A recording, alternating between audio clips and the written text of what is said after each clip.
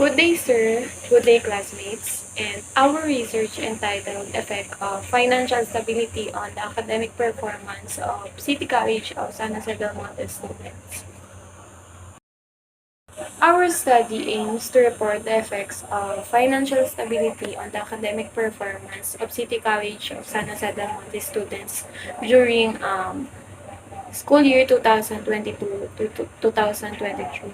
First semester that was participated by first to fourth year students of criminology and BPA students. And the method we use in collecting data involved a survey questionnaire, and the findings of our study are those people who are financially stable are more privileged than those students that have a problem financially that needs to work to provide their allowance. On the other hand, many agree that financial stability is very important. Furthermore, to give resolutions on the student has a problem financially, the researchers propose a recommendation that we think really help them. First is to budget their allowance. And of course, budgeting is one of the practical skills that comes in useful for them. Based on Nervilitis et al. 2006, it helps to attain them a better understanding of financial matters that will become handful in their future. And allowance is necessity for every student based on Wiko Monaco 2002. It is a means of survival, and it helps students to be financially responsible. And being essential is to state that students should be able to budget their allowance appropriately, and proper budgeting is important. And our second recommendation is to apply for a part-time job which will not affect their schedule in school. And of course, our last recommendation is to start or create a simple business that will generate income like online selling, so there will be no students left behind. Thus, the researchers learned that to address the challenge experienced by students to become more responsible on spending money. Our introduction, I'm Ccsjdm. So first, what is financial stability? Financial stability is a state when a person can sustain his or her needs. So this research is about effects of financial stability on the academic performance of Ccsjdm student, academic year 2022 to 2023. So let's start to our introduction. Money is essential to all people, not only to adults but also for the students. Because of this, what we call pandemic, all of the students need to adjust in new learning. Everyone is suffering when it comes to financial problems. Especially now, most of the people are doing their best just to have a budget for their everyday lives. All student has a main source to finance their student need, such as project, assignments, gadget, internet connection, which is Wi-Fi or load, transportation, and food expenses that affect student academic performance. But we are more focusing to Ccsjdm student.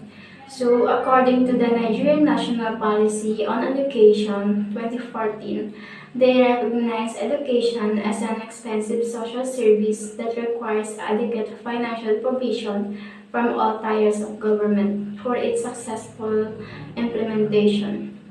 In other words, studying without spending a single money is impossible. For example, the student will use money for the photocopies of their requirements, buying school supplies that are needed in the class, and for doing projects and for the class contribution. Education is the most important aspect in the world. Without education, the world would suffer in a mass dilemma in which classified as being ignorant. So, financial related issues are not a new topic in this society. Financial problems that may everyone experience or they already experience, such problems related to this issue. Being college, there is a huge problem that may affect their academic performance, and it's when poor budgeting comes together with with the school fees and need that we need to solve in order to study and graduate. So, the researchers aim to enumerate the effects of financial stability in academic performance of the student. In addition, the researchers will suggest some possible solutions for the said effects.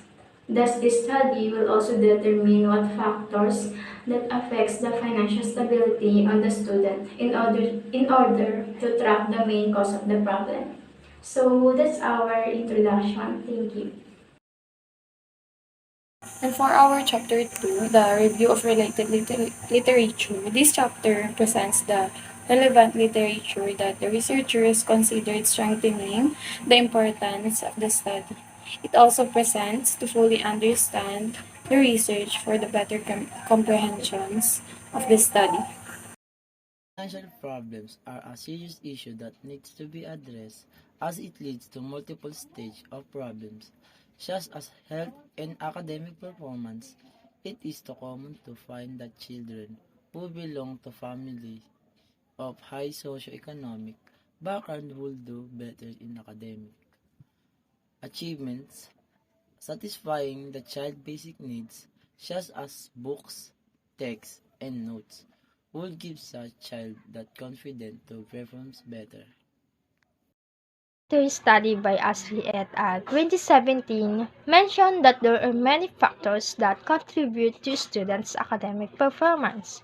However, family social economic are the significant factors as to involves financial management which will provide motivations for the students to either have passion or not to achieve in the academic.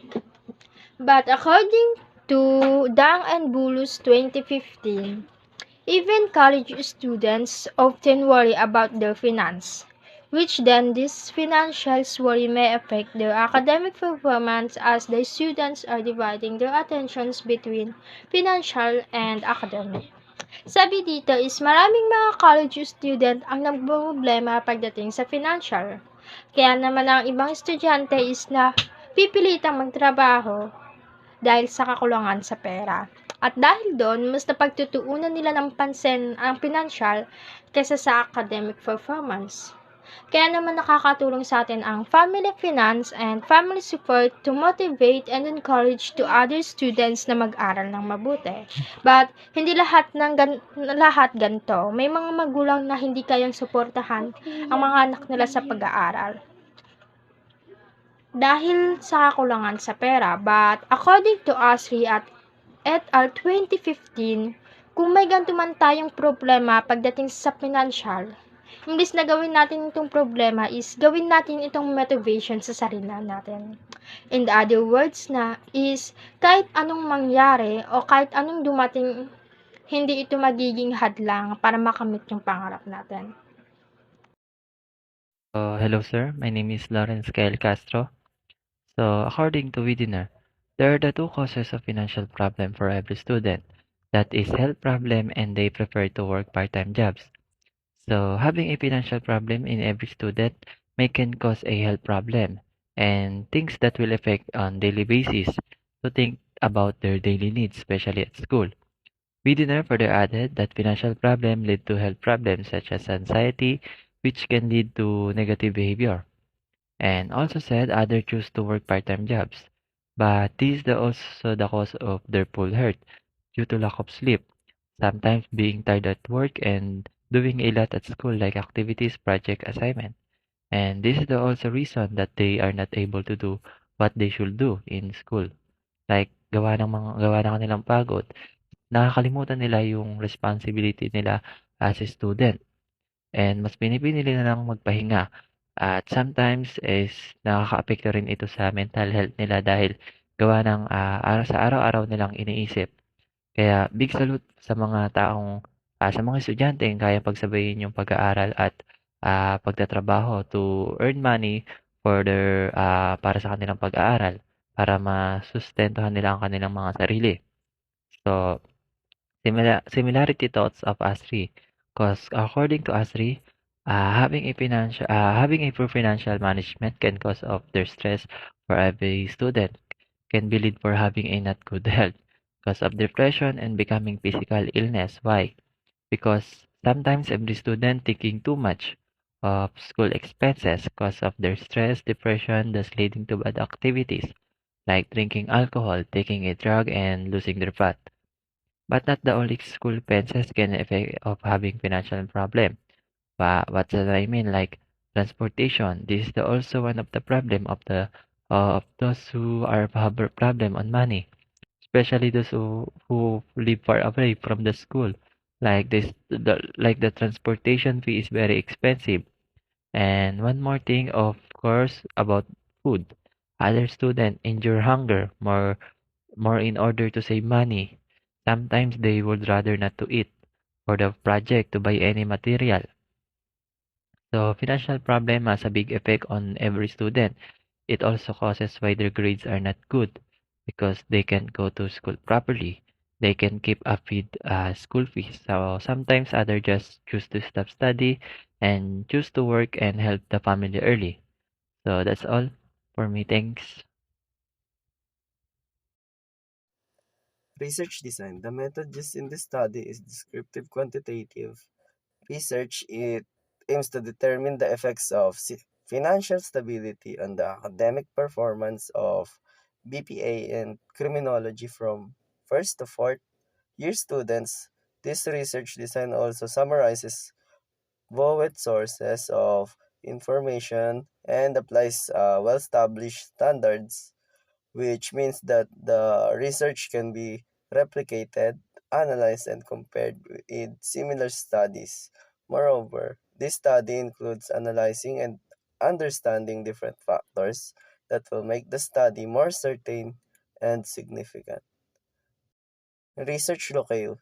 This study will only be conducted at the City College of San Jose del Monte, which is in Barangay Minuyan proper, San Jose del Monte, Bulacan.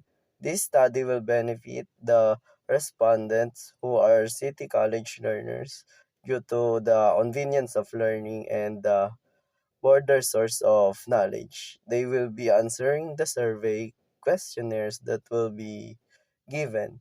This study will be conducted in the school year 2022 to 2023. For the third part of the methodology, I will introduce to all of you our research sampling. Our respondents are students in the City College of San Jose del Monte, and they were located in the city of San Jose del Monte, Bulacan. According to the City College of San Jose del Monte Register 2022, the updated numbers of BPA students are 246, and those of BS stream students are 256, for a total of 502 students in the School of Criminal Justice and Public Administration. So, out of 502 students, we choose 30 respondents to participate in this study. We choose them because we're in the School of Criminal Justice and Public Administration. In this time of pandemic, we all know that finances are an important thing that students must have. Some of us were working students just to maintain this financial status, and some were just living chill because they have parents who supports them financially. Therefore, we came up with the idea of how financial stability affects students like us. This is our research instrument. So for the research instrument used to collect was the questionnaire. This was used because it gathered data faster than any other method. The respondents were City College of San Jose del Monte students. They could read and answer the questionnaire with ease. The questionnaire is about the effects of financial stability on the academic performance of San Jose del Monte students. The respondents evaluated these questions by choosing their answers to the given options, which were strongly disagree, neutral, agree, and strongly agree. And for our general procedure, The researchers prepared their own questionnaire. The draft of questionnaire was drawn out based on the financial stability of a student. When researchers saw that there were enough items to collect data to cover all aspects of the problem and to answer all the specific questions under the statement of the problem, they will submit the questionnaire to the advisor for the correction after it was finalized. In part of statistical treatment, weighted mean was used to determine the student's verbal interpretation of the questions given in the questionnaire, while arithmetic mean was used to determine the level of the student's impressions about their financial stability ratings. Given on each factor, using the Likert scale, we use Likert scale that measures how people feel about. The table below serves as basis to determine and interpret the effects of financial stability on the academic performance of City College of San Jose del Monte students. And here on our appendices included the survey questionnaire and respondent plotting. Dear respondents, we the PPA 1B student asking your time to answer our survey questionnaire research entitled Effects of Financial Stability on the Academic Performance of first to fourth BPA in Criminology Ccsjdm students. Your time and effort answering this questionnaire will be used for academic purposes, and we are hoping that you answered it truthfully based on your experience. And for our questionnaire answered by very im- unimportant, neutral, important, and very important. Our first questionnaire is, do you think financial stability is important? Number two is, my financial status affects my studies. Next is, financial problem is burden to my studies. Next, does spending more money guarantee a better education? Next is, I can study even if I'm not financially stable. Next is, being financially stable can motivate you to pursue your study. Based on the results, our pie chart number 1 illustrates that 82.5% of the 40 students agree that financial stability is very important, and it has a lot of impact on students, especially on our educations, while 50% in 40 students says that it is important. Next, our pie chart number 2 illustrates the 40% of the 40 students says that financial stability status affects their studies, while 27% says that neutral, and 17.5 strongly agree, and 10% strongly disagree. Based on our pie chart number 3 illustrates that 50% of the students says that financial problem is burden to their studies, while 25% says neutral, and 12.5% of it strongly agree, while 7.5 of them strongly disagree. And for our pie chart number 4, our pie chart number 4 illustrates that 35% of the 40 students says that spending more money guarantee a better education, 25% of it says neutral, and 22.5 agree, and 10% strongly disagree, while 7.5% of it strongly disagree. Our pie chart number 5 illustrates that 37.5% of the 40 students agree that they can study even if they're not financially stable. 30% disagree, 12.5 neutral, and 12.5% again strongly disagree, while 7.5 strongly agree. And for our last pie chart illustrates that 72.5% of the 40 students says that being financially stable can motivate them to pursue their studies, while 25% of the 40 students says maybe. For the discussion, The researcher found the following based on the survey on the effects of stability on academic performance. Many students agree that financial stability is very important, especially when you are studying for allowance, school fees, transportation, and other necessities. And half of the students agreed that their financial stability affects their studies, and 50% also of the respondents says that their financial problem was burden to their studies. That's why financial stability is very important to all aspects, especially sa aming mga college students. Kapag tayo ay nagkakaroon ng financial stress, it will affect a lot. Like yung ating pagtulog ay naapektuhan dahil nagwo-worry tayo sa ating financial status. It also affect our mental health such as facing depression and anxiety.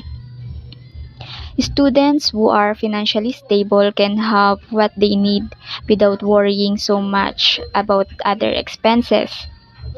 Students who are not financially stable experience some challenges such as transportation, tuition, school supplies, or having difficulty paying their other fees. Researchers conducted a way to help alleviate these complications. And that's for the discussion. Thank you. Now let's take a look to the conclusion.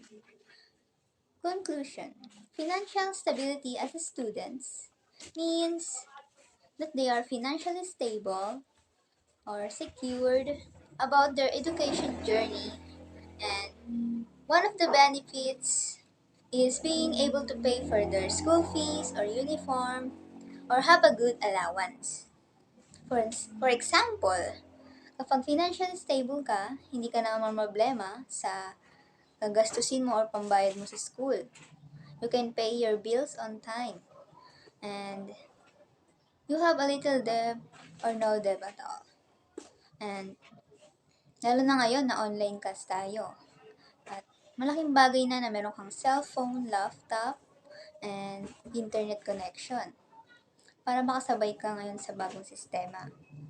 And based on the results of our survey, financial stability is important as a student who have to pay for their school fees, just like what I said earlier, because you it ensures you so you don't fall into money-related stress which can lead to sickness. Next is the recommendation. Throughout our research, we would like to recommend to be responsible on spending money and make a proper budgeting. And also, you can make sidelines or part-time job that will not affect your school schedule. Or if they can do multitasking, that would be better. And so they could avoid procrastination. That would lead to mental problems. And we would also like to recommend to make a small business that will generate the income like online selling. That's all. Thank you. And here our reference. And that is all for Group 1. Thanks for watching.